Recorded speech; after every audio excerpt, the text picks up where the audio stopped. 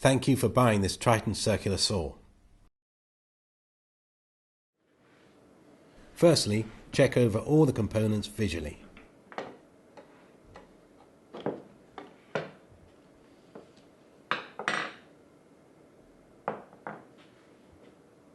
Now remove the cable tie and check the lead.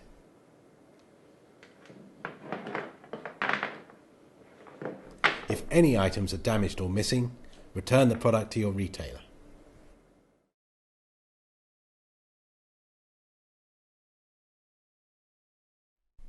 Always check that the saw is unplugged from the mains before making any adjustments. To adjust the depth of cut, raise the depth adjustment locking lever. Lift the back of the saw away from the base plate until the blade is at the right depth. Depress the locking lever to lock the saw at the depth required.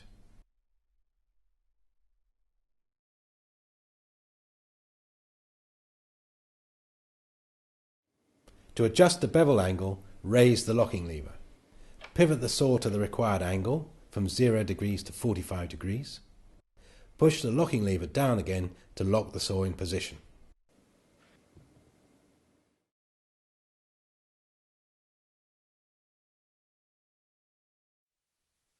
Put on all safety equipment required to use this tool. Plug the tool into the mains. Ensuring that the blade is not in contact with the material, depress the lock-off button and squeeze the trigger. Allow the blade to reach full speed. This will take just a few seconds. Then, using both hands, slowly push the saw forward into the workpiece. Use a steady, even pressure. Allow the blade and the saw to do the work. After completing the cut, release the trigger. Allow the blade to come to a complete stop before putting the saw down.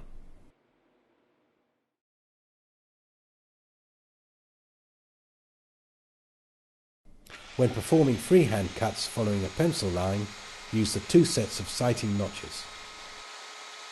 Use the left-hand side notch for 45-degree cuts and the notch on the right for 0-degree cuts. Sight along either side of the notch depending on which side of the line you wish to cut.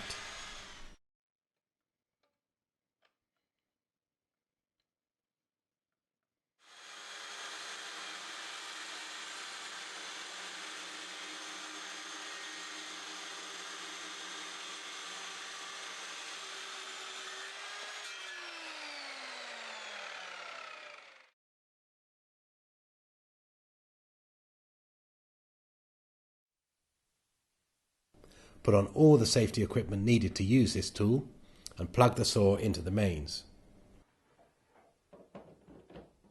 Rest the front edge of the saw base on the workpiece. Switch on the laser line by pressing the laser sight on-off switch. Start the motor by depressing the lock-off button and squeezing the trigger. Make your cut, keeping the laser beam in line with your pencil line.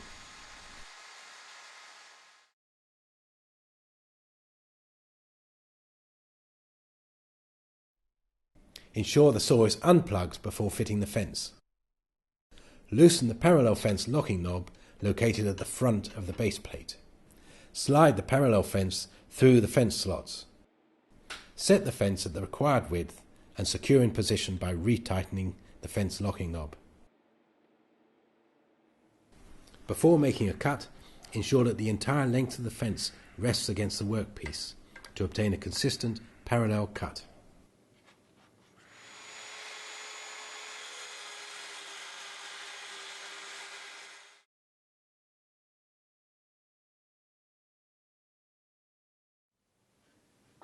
You can attach a dust bag or vacuum system to the dust extraction port.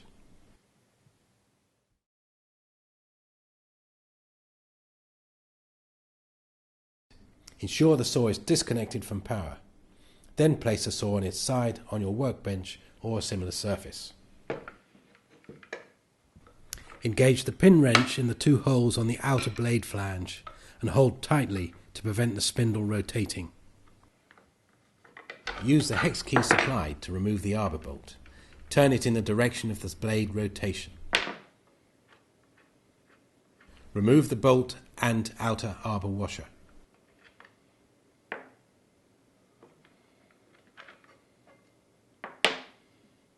Draw the blade guard all the way back and carefully remove the blade from the spindle.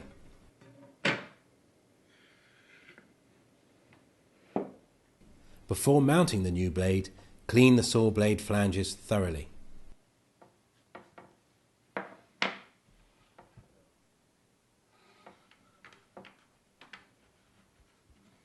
Place the new saw blade onto the spindle, ensuring that the direction in which it rotates is the same as the arrow marked on the blade housing.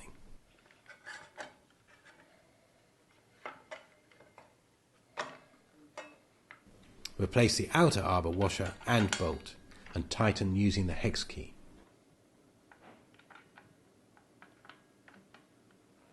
Check the safety devices are in good working order and turn the blade by hand a few times to check it runs freely.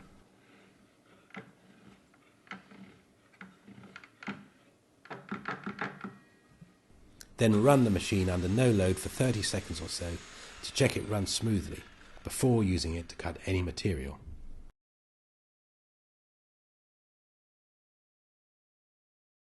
Ensure the tool is switched off and the plug removed from the power point before carrying out any adjustments or maintenance.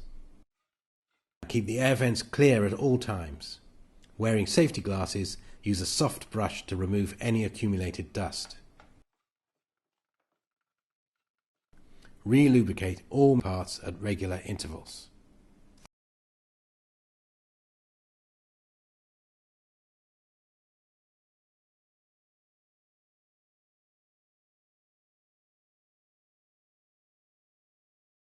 Inspect the brushes periodically and replace when worn.